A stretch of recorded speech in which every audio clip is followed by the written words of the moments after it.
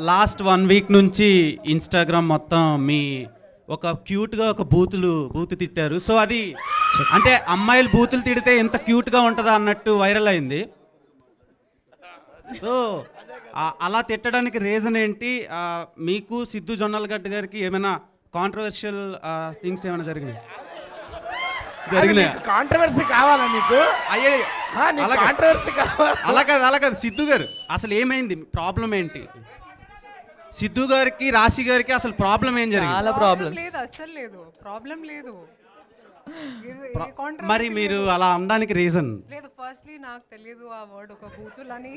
అది బూతే కదండి. నాకు తెలియదు, నేను చెప్తున్నాను. నాకు ఒక ఫ్రెండ్ పిలుస్తారు ఈ మాట.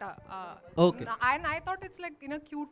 కాదు సినిమాలో ఒక సీన్ ఉంది, దాంట్లో హర్ష నన్ను అంటాడు ఓకే ఆ మాట రే అని చెప్పి అంటాడు. అంటే నాకు తెలుసు అది ఎక్కడో చూసింది కదా, అది నార్మల్గా అనుకుంటుంది అది అట్లా. లేదు లేదు, బామ్మ క్యారెక్టర్ బామ్మ ఆల్సో సేస్ ఇట్.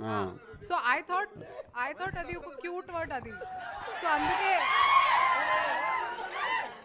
అందుకే నేను ఇలా చెప్పాను, కానీ నాకు తెలియదు అది బూతులని. బట్ అది చాలా క్యూట్ ఉందండి అలా తిట్టడం. హర్ష గారు దేవకనీషు ఆగదేవ్ బూతులు ఎప్పుడో క్యూట్ గా ఉండలేదండి. కానీ మీరు అనడం వల్ల క్యూట్ ఉంది అంటున్నారు. అది నువ్వు వేసావు, అర్థమైపోయింది ఆవిడకి. వాడు ఒక బిస్కెట్ ప్యాకెట్ కొనుక్కుని వస్తాడు. హర్ష గారు ఎందుకు అలా అడగమంటున్నారు అడుగుతున్నా? అయ్యో లేదు, అలా అంటే నువ్వు ఓన్లీ లేడీస్ అడుగుతావు కదా. మీరంటే అభిమానం అండి. Okay, thank you. So actually మీరు ఈ సినిమా లాస్ట్ ట్రైలర్ లాస్ట్ లో ఒకటి ఇలా అన్నారు కదా. అవును. సో అలా రియల్ లైఫ్ లో మీకు అలాంటి సిచ్యువేషన్ ఏమైనా వచ్చిందా? చాలా సార్లు అవుతుంటది. ఇప్పుడు అవుతుంది అదే.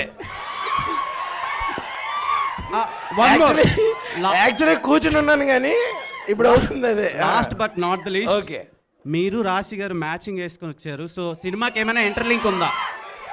అరే మా ఇంటి దగ్గర మంచి కళ్ళాసుపత్రి ఉంది, అసలు ఇది ఎక్కడ మ్యాచింగ్ అసలు? దృష్టికోణమే వింతగా ఉంది. సినిమాకి ఏమైనా ఇంటర్లింక్ ఉందా? Something different. సినిమాకి ఇంటర్వెల్ ఉంటుంది, ఇలాంటి ఇంటర్లింక్లు అయ్యి ఉండవు. ఓకే.